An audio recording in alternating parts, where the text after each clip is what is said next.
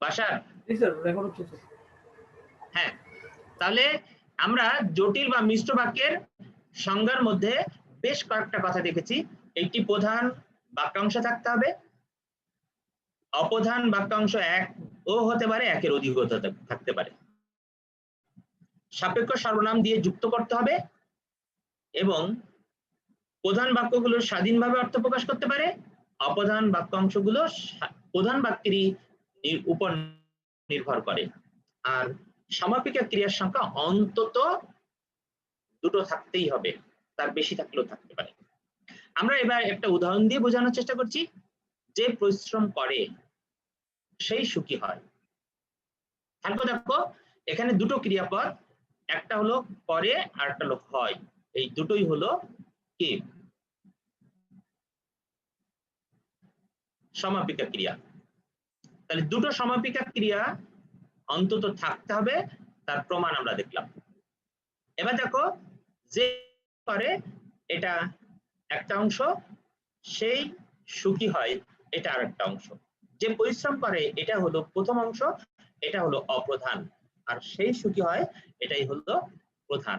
তাহলে প্রধান একটা আর অপ্রধান একটা, দুটো মিলেই একটি জটিল বা মিশ্র বাক্য তৈরি হয়েছে। এক্ষেত্রে আমরা অন্যভাবেও বলতে পারি, দেখা যাচ্ছে একটি প্রধান, একের অধিক অপ্রধানও থাকতে পারে। যেমন আমি একটা মৌখিক একটা উদাহরণ বলছি, যে পরিশ্রম করে এবং যে কি সুচিন্তিত চিন্তা করে সেই সুখী হয়। খেয়াল করো, পরিশ্রম করলেই শুধু হবে না, সুচিন্তিত চিন্তা থাকতে হবে। তাহলে এখানে দুটো অপ্রধান অংশ আর একটা হলো প্রধান অংশ। আমরা আরো উদাহরণ দিয়েছি, দেখো যখন তুমি আসবে তখন আমি তোমার সাথে যাব। এখানে দেখো দুটো সমাপিকা ক্রিয়া আছে। যে ভালো করে লেখাপড়া করে সে ভালো ফলাফল করে, এখানেও দেখো দুটো সমাপিকা ক্রিয়া আছে। এবার দেখো যে সে, এটাকে আমরা বলি হলো সাপেক্ষ সর্বনাম। এই সাপেক্ষ সর্বনাম আমরা একটি বাক্যের মধ্যে দেখতে পাবো। তাহলে যে সে, এই সর্বনামের ব্যবহার সাপেক্ষ সর্বনাম হিসেবে আছে, যখন তখন এগুলো সাপেক্ষ সর্বনাম। আমরা সাপেক্ষ সর্বনামের তালিকাটাও দিয়ে দেবো কিছুক্ষণ পরে, তোমরা দেখে নিতে পারবে।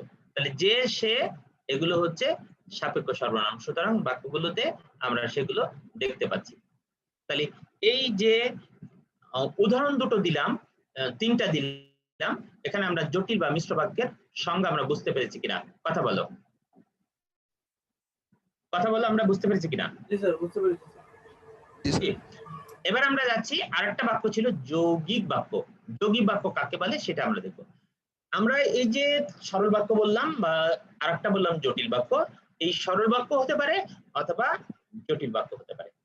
তাহলে দুইটা সরল বাক্য একত্রে যুক্ত হতে পারে, আবার দুইটা জটিল বাক্য একত্রে যুক্ত হতে পারে, অথবা একটা সরল বাক্য আর একটা জটিল বাক্য, একটা কি জটিল আর একটা সরল, এমনও থাকতে পারে। তাহলে দুই বা দুইয়ের অধিক সরল বা জটিল বাক্য মিলিত হয়ে একটি পূর্ণ বাক্য গঠিত হলেই তার নাম হয়ে যাবে যৌগিক বাক্য। কি যৌগিক বাক্যের সংজ্ঞাটা বুঝতে পেরেছো? এখানে কি কি যুক্ত হতে পারে? সরল বাক্যের সঙ্গে সরল বাক্য যুক্ত হতে পারে, অথবা সরলের সঙ্গে জটিলও যুক্ত হতে পারে, বা কি দুইয়ের অধিকও যুক্ত হতে পারে, সুযোগ আছে। কিন্তু বাক্যটি যখন যুক্ত হবে তখন এখানে আবার সংযোজক অব্যয় ব্যবহার হবে। সংযোজক অব্যয় দিয়ে কি বাক্যটা যুক্ত করা হবে। সংযোজিত অব্যয় কি সেগুলো দেখে নাও। ও, এবং, কিন্তু, অথবা, অথচ, কিংবা, বরং, এইগুলো হচ্ছে সংযোজক অব্যয়। এই সংযোজক অব্যয়ের কোনো একটা যদি বাক্যে থাকে তাহলে বাক্যটাকে আমরা কি যৌগিক বাক্য বলবো। তার উদাহরণ দেখো, এই যে চুপ করে শোনো, নতুবা চলে যাও, এই নতুবা হলো সংযোজক অব্যয়, আমরা দেখতে পাচ্ছি। এই বাক্যে দেখো চুপ করে শোনো, এটা সরল বাক্য, চলে যাও এটাও সরল বাক্য। তাহলে দুটো সরল বাক্যকে নতুবা সংযোজক অব্যয় দিয়ে আমরা যুক্ত করেছি। আমি মরবো তবুও ভিক্ষা করব না, এই তবুও দেখো এখানে সংযোজক অব্যয় হিসেবে এসেছে। এখানে দেখো কিন্তু সংযোজক অব্যয় হিসেবে এসেছে। ছেলেটি গরিব কিন্তু সে চোর নয়। তাহলে এই বাক্যগুলোতে আমরা সংযোজক অব্যয়ের ব্যবহার দেখেছি, কিন্তু দুই পাশে আমরা সরল বাক্য যুক্ত হয়েছে আমরা প্রমাণ করতে পেরেছি। এই ক্ষেত্রে তোমাকে মনে রাখতে হবে একটি সরলের সঙ্গে জটিলও যুক্ত হতে পারে, আবার একটি জটিলের সঙ্গে আরেকটা সরলও যুক্ত হতে পারে।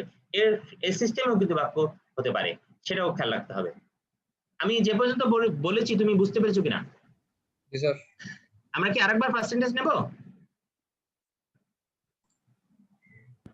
কথা বলো। তোমাদের উপস্থিতি তো এখন কম দেখছি, আগে তো 22 জন ছিল, এখন তো আরো কম দেখা যাচ্ছে। তারপরে আমি নিচ্ছি যদি বাদ পড়ে। স্যার আমার আচ্ছা আমি নিচ্ছি, তুমি অপেক্ষা করো।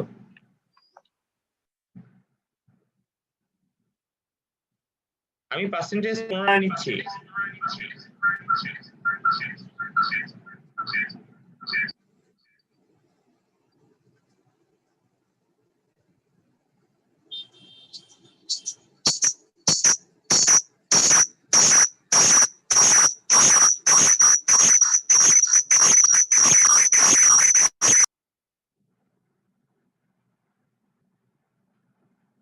দুটো ডিভাইস অন করলে এই সাউন্ডটা হয়। আচ্ছা শোনো, আমরা যে পর্যন্ত পড়িয়েছি তাতে করে তুমি কি গঠন বিচারে 3 প্রকারের বাক্য সরল, জটিল বা মিশ্র, যৌগিক এই 3টি বাক্যের পরিচয় তুমি জানতে পেরেছো কিনা, বুঝতে পেরেছো কিনা? কথা বলো। কথা যদি বোঝা যেতে থাকে, এই যে জটিল বাক্য বললাম, এই জটিল বাক্য আবার গঠিত হতে পারে। সিস্টেমটা হলো কি সরল বাক্যর সঙ্গে সরল বাক্য যুক্ত হতে পারে, জটিলের সঙ্গে জটিল যুক্ত হতে পারে, আবার এক পাশে সরল আর এক পাশে জটিল, এক পাশে জটিল আর এক পাশে সরল, এই 4 সিস্টেমে কি এই জটিল বাক্য যৌগিক বাক্য তৈরি হতে পারে। তাহলে এই 4টা সিস্টেমের উদাহরণ আমরা দিয়েছি, তোমরা একটু দেখে নাও, এবং প্রত্যেকটার মাঝখানে সংযোজক অব্যয়ের ব্যবহার থাকে। তাহলে দেখো সরল বাক্য যোগ সরল বাক্যের উদাহরণ, কাইসার ভালো ছাত্র, এই আর অব্যয়। খেয়াল করে দেখো পরের অংশটাও আরেকটা সরল বাক্য, তার মা ভালো রাঁধুনি। তাহলে কাইসার ভালো ছেলে, তার মা রাঁধুনি, এটা আরেকটা সরল বাক্য। তাহলে দুটো সরল বাক্যকে আমরা যুক্ত করেছি। প্রথমটা জটিল, পরেরটা জটিল, এবং মাঝখানে সংযোগ অব্যয় আছে, সেটা আমরা দেখাচ্ছি। খেয়াল করে দেখো প্রথম অংশটা কি, যখন তোমাকে ডেকেছি তখন আসনি, এটা একটা জটিল বাক্য। আরেকটা জটিল হলো যখন এলে তখন সব শেষ, এটাও একটা জটিল। তাহলে দুটো জটিল বাক্যকে আমরা যৌগিক বাক্য হিসেবে রূপান্তর করলাম কি কিন্তু সংযোজক অব্যয় দিয়ে। প্রথমটা সরল, পরেরটা জটিল। যেমন তুমি বুদ্ধিমান, এটা সরল বাক্য, কিন্তুর পরের অংশটা জটিল বাক্য, তোমার সাথে যে এসেছিল সে বোকা। তাহলে এই যে শেষ অংশটা এটা হলো জটিল। তারপরে প্রথম অংশটা জটিল হতে পারে, যেমন যে অন্যায় করেছে সে মুক্ত হলো, কিন্তুর পরের অংশটা আবার সরল বাক্য হলো। তাহলে আমরা যৌগিক বাক্য গঠনের 4টা প্রকৃতি দেখেছি, 4টি ফরম্যাট দেখেছি। সরল যোগ সরল, জটিল যোগ জটিল, সরল প্রথম শেষটা জটিল, আর প্রথমটা জটিল শেষটা সরল, এই 4 সিস্টেমে যৌগিক বাক্য তৈরি হতে পারে। তাহলে আমরা এই পর্যন্ত আজকের ক্লাসের আলোচনা রাখবো। তুমি আজকে যেটুকু পড়ানো হলো সেই বাক্য সম্পর্কে তোমার প্রশ্ন কি হতে পারে একটু লিখে নাও। আজান দিচ্ছে, আমরা প্রশ্নটা লিখে বিরতি দেবো, মানে বিরতি না, ক্লাস শেষ করে দেবো। বলেন। হ্যাঁ, বাক্যের সংজ্ঞা লিখো।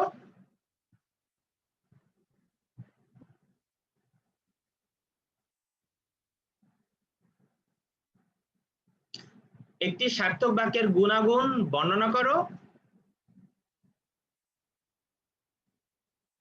একটি সার্থক বাক্যের গুণাগুণ বর্ণনা করো।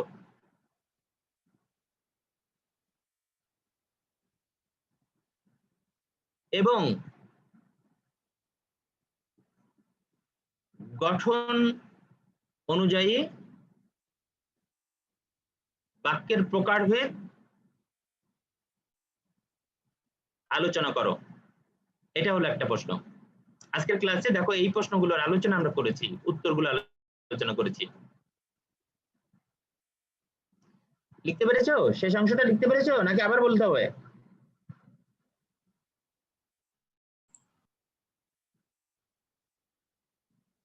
আবার একটু করে বলেন স্যার।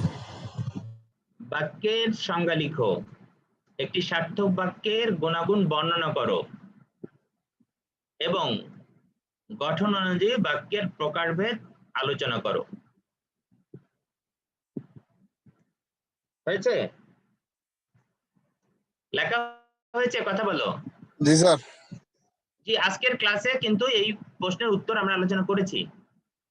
আগামী ক্লাস কবে? সোমবারে না রোববারে? কালকে সকালে স্যার কালকে। 9টা থেকে। আগামীকাল না, সকালে না? জি স্যার। কি সকাল 9টায় আমাদের ক্লাস হবে, তখন এসো। এই বাকি যেটুকু থাকলো এটুকু আমরা আলোচনা করবো। কালকে Sorry? সকালে মনে হয় একটু প্রবলেম হবে। কথা বলো। কালকে সকালে মনে হয় স্যার একটু প্রবলেম হবে, কারণ সারা দেশে নাকি কালকে সকালে মানে স্যার ওই তো সকাল থেকে 1টা পর্যন্ত কারেন্ট থাকবে না, শুধু কারেন্ট বলি ওয়াইফাই নেট থাকবে না। ওয়াইফাই নেট থাকবে না নাকি কারেন্ট থাকবে না? ইন্টারনেট থাকবে না পুরো দেশে একসাথে একযোগে সকাল তাহলে থেকে। আমরা Wi-Fi ক্লাস নেব কখন? ওয়াইফাই স্যার বন্ধ করে দেবে স্যার কালকে 3 ঘন্টার জন্য। আচ্ছা, তাহলে আমরা ক্লাস নেব কখন? আমরা কি কি সিদ্ধান্ত নেব? তাহলে কি 9টার ক্লাসটা কি আমরা শিফট করে বিকালের দিকে নেব? হ্যালো সিআর কই? হ্যালো স্যার বিকালে তো ক্লাস আছে আরো। স্যার স্যার একটু আগে নিয়ে আসেন স্যার। 8:30 থেকে শুরু করে দেন। 8:30 থেকে? তোমাদের কয়টা থেকে নেট সমস্যাটা? 10টা থেকে স্যার 10টা থেকে তো স্যার আপনি চাইলে 9টা থেকে 10টা পর্যন্ত নিতে পারেন স্যার। বা হ্যাঁ, 8:30 তাহলে থেকে তাই। তাহলে 10টা থেকে আমাদের নেট থাকবে না বলেছে, নোটিশটা আমিও দেখেছি ফেসবুকে। তো তাহলে আমরা কি 8:30টায় ক্লাস শুরু করি? স্যার 9টা থেকে দেন স্যার, তাহলে ভালো হয় স্যার। 9টা থেকে দেবো? জি স্যার। জি স্যার। তো 9টায় তো আমাদের ক্লাসটা আছে। তো আমাদের ক্লাসটা তো কালকে 9টায় আছে, কি ঠিক না? স্যার। জি স্যার। জি স্যার 9টা থেকে। হ্যাঁ, তাহলে তো 9টায় আছে, তাহলে 9টায় ক্লাসটা থাকবে, সেই টাইমেই তোমরা অ্যাটেন্ড করবা। জি স্যার। ঠিক আছে, ঠিক আছে, তাহলে আমরা এখন রাখলাম। সবাই ভালো থাকো। আসসালামু আলাইকুম। আসসালামু আলাইকুম স্যার। ওয়ালাইকুম সালাম। ওয়ালাইকুম আসসালাম।